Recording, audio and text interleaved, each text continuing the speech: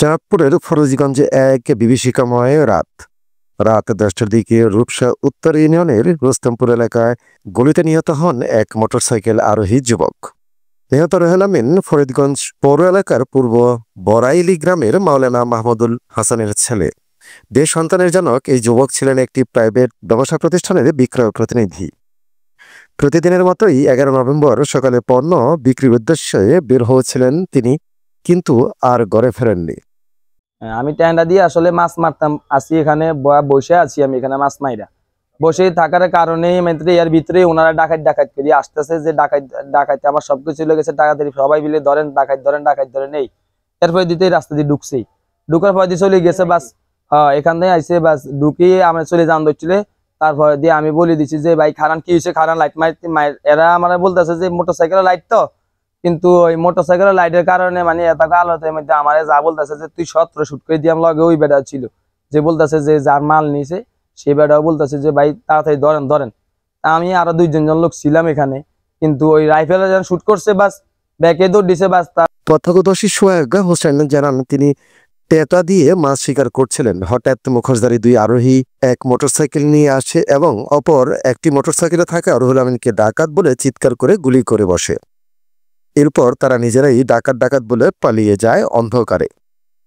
স্থানীয় ইমাম মাওলানা কায়সার আহমেদ সহ অনেকেই জানান, আমি অনেক সময় তখন রাত 10টা এর কাছাকাছি সময় হবে, আমি ফোনে কথা বলতেছিলাম।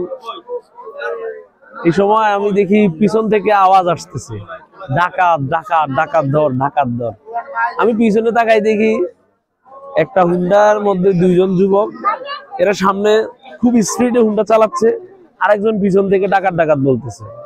এটা তারপরে এই বাড়ির দিকে ফুলের গোড়া থেকে দক্ষিণ দিকে ঢুকছে, ঢুকার পর ওখানে বাড়ির সামনে মক্তবের সামনে ওখান থেকে ইউটার্ন করে আবার এদিকে আসছে।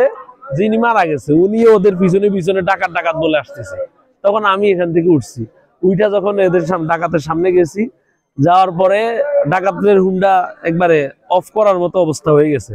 তখন ওরা দিশ না হয়ে কি করছে, গুলি বার করছে, আমার দিকে গুলি তাক করছে। তখন গুলি তাক করার পর আমি দেখতেছি এখানে তো উপায় নাই, আমি আমার মসজিদের দিকে চলে গেছি।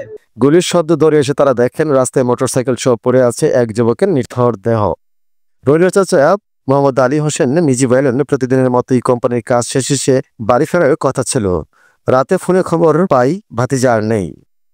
ওই ডিলারের কাছে ফোন দিছে, এনের একজনে ডিলারে আমার এই সেজো ছেলের কাছে ফোন দিছে।